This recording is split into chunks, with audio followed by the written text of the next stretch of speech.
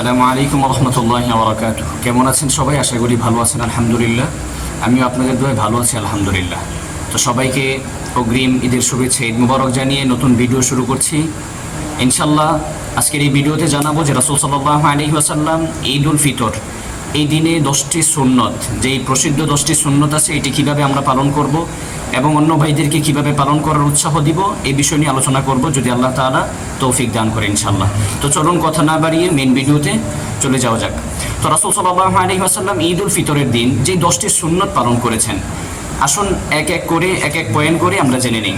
1 নম্বর, রাসূল সাল্লাল্লাহু আলাইহি ওয়াসাল্লাম ঈদের দিন সর্বপ্রথম যেই কাজটি করেছেন ঈদগাহে যাওয়ার আগে, সেটি হচ্ছে আল গসলু।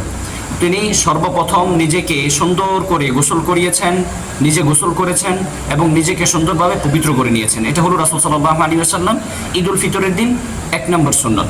দ্বিতীয়, রাসূল সাল্লাল্লাহু আলাইহি ওয়াসাল্লাম যে সুন্নতটি পালন করতেন সেটা হচ্ছে আহসানিস সিয়াব, সুন্দর এবং উত্তম কাপড় পরিধান করতেন। ঈদ উল ফিতরের দিন রাসূল সাল্লাল্লাহু আলাইহি ওয়াসাল্লাম গোসল করে নিজেকে পবিত্র করার পর যেই দ্বিতীয় নাম্বার যেই সুন্নতটি পালন করতেন সেটা হচ্ছে সুন্দর এবং উত্তম পোশাক, নিজের ঘরের মধ্যে যেটা সর্বোত্তম পোশাক রয়েছে সেটা পরিধান করতেন।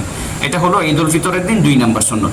3 নম্বর সুন্নত, রাসূল সাল্লাল্লাহু আলাইহি ওয়াসাল্লাম ঈদগাহে যাওয়ার আগে আত-তাতায়্যুব, অর্থাৎ তিনি নিজে সুগন্ধি ব্যবহার করতেন এবং অন্যকে সুগন্ধি লাগিয়ে দিতেন। তিনি নিজে ঈদ উল ফিতরের দিন ঈদগাহে যাওয়ার আগে মানুষের সাথে নিজে সুগন্ধি ব্যবহার করতেন। এটা হলো রাসূল সাল্লাল্লাহু আলাইহি ওয়াসাল্লাম ঈদ উল ফিতরের দিন 3 নম্বর সুন্নত ছিল।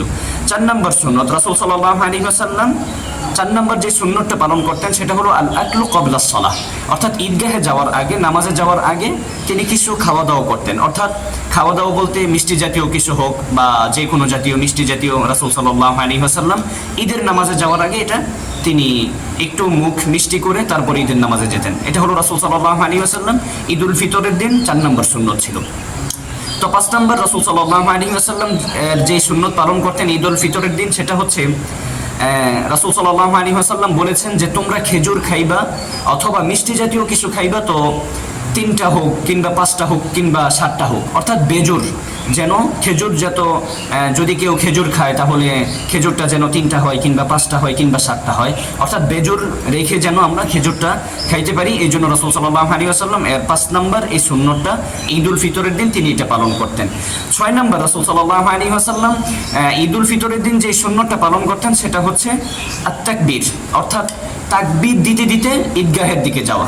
আল্লাহু আকবার, আল্লাহু আকবার, লা ইলাহা ইল্লাল্লাহু আল্লাহু আকবার ওয়া লিল্লাহিল হামদ।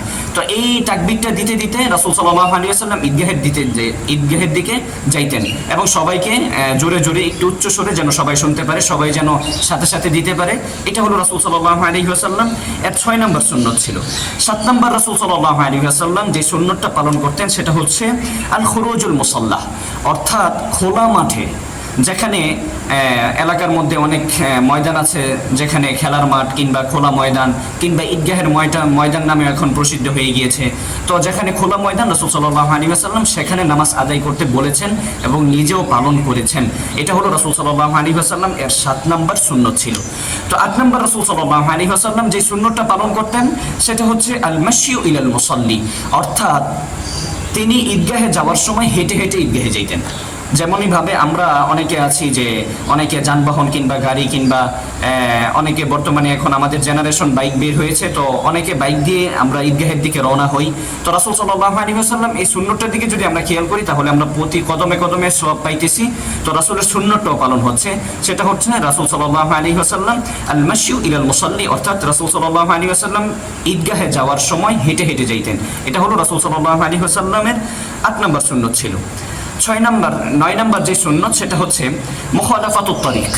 মুখালাফাতুত তারিক শব্দের অর্থ হচ্ছে যে এক রাস্তায় যাওয়া ভিন্ন রাস্তায় আসা। রাসূল সাল্লাল্লাহু আলাইহি ওয়াসাল্লাম এই সুন্নতটা পালন করতেন যদি সম্ভব হয় আপনাদের দ্বারা, যে আপনি একটা রাস্তায় গিয়েছেন এবং অন্য রাস্তায় আসা আপনার দ্বারা সম্ভব। এক রাস্তায় ঈদগাহে গিয়েছেন, অন্য রাস্তায় আপনার বাসায় আসা যাওয়া করা যাবে, তাহলে মুখালাফাতুত তারিক রাসূল সাল্লাল্লাহু আলাইহি ওয়াসাল্লাম এই সুন্নতটা পালন করতেন। এক রাস্তায় যাওয়া, সম্ভব হলে অন্য রাস্তায় আসা, ভিন্ন রাস্তায় আসা। এটা হলো রাসূল সাল্লাল্লাহু আলাইহি ওয়াসাল্লাম ঈদ উল ফিতরের দিন 9 নম্বর সুন্নত। তো রাসূল সাল্লাল্লাহু আলাইহি ওয়াসাল্লাম এর 10 নম্বর সর্বশেষ যে সুন্নতটা পালন করতেন তিনি আত-তাহনিয়াতু। এই শব্দের অর্থ হচ্ছে একজন আরেকজনকে সম্মাননা স্বরূপ, কবুল স্বরূপ একজন আরেকজনের জন্য দোয়া করা। তাকাব্বালাল্লাহু মিন্না ওয়া মিনকুম সালিহাল আমাল। একজন আরেকজনের সাথে যখন দেখা হবে, মুসলমান ভাই যখন দেখা হবে, তখন তাকে মুসাফা করার সময় বলা তাকাব্বালাল্লাহু মিন্না ওয়া মিনকুম সালিহাল আমাল। এর শব্দের অর্থ হচ্ছে, ব্যাখ্যা হচ্ছে যে আল্লাহ আপনার এবং আমার সমস্ত রমজান মাসের সমস্ত কিছুকে আল্লাহ তাআলা কবুল করে নিক এবং আমাদের ঈদগাহের নামাজকে কবুল করে নিক।